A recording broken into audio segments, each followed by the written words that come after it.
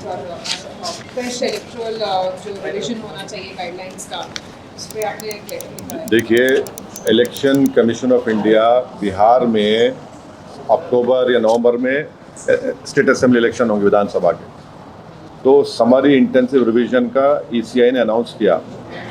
हम election commission को ये लेटर लिखे हैं जिसमें हम उनसे पूछ रहे हैं कि इतनी बड़ी एक्सरसाइज आप कर रहे हैं तो आप ऑल पार्टी मीटिंग क्यों नहीं बुलाए?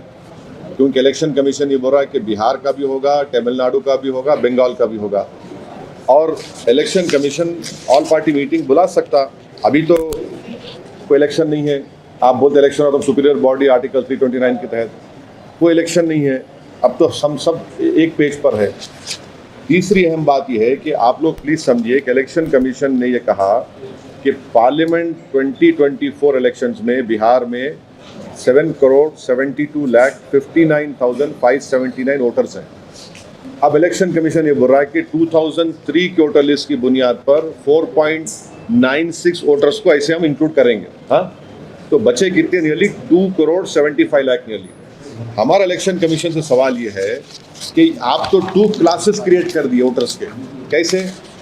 जो 2024 में वोट डाले, आप ये बोल रहे कि अब वोट नहीं डाल सकते अनलेस एंड अनटिल कोई रीजनेबल बेसिस तो होना चाहिए ना। आप जो कर रहे हैं उसका कोई रीजनेबल बेसिस नहीं है।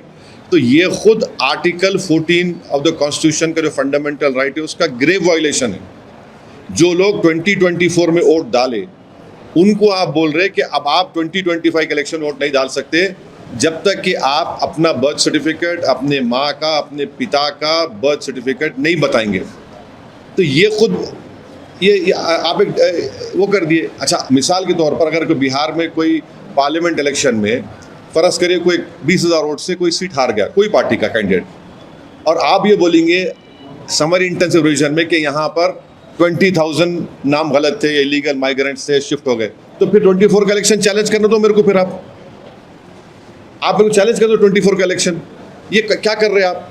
और दूसरी छठी बात ये है कि बिहार में जो सिविल रजिस्ट्रेशन सिस्टम है, सिविल रजिस्ट्रेशन सिस्टम ये बोलता है कि 2000 में बिहार में रजिस्ट्रेशन ऑफ बर्थ्स का परसेंटेज खाली 3.7 था 2000 में, और पूरे इंडिया में 56.2 था।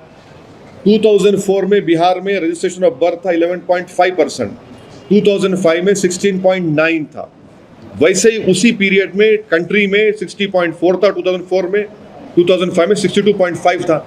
आप जो क्या बोल रहे भी आप क्या बोल रहे कि इलेक्टर्स जो 1787 के बाद पैदा हुए उन्होंने अपना date of birth, place of birth बताना, फिर जो 1987 से 2004 तक पैदा हुए वो लोग अपना डेट ऑफ बर्थ देना, प्लेस ऑफ बर्थ बताना, अपने माँ का या पिता का देना, और जो 2004 के बाद पैदा हुए वो अपने माँ, अपने बाप का, अपना खुद का देना।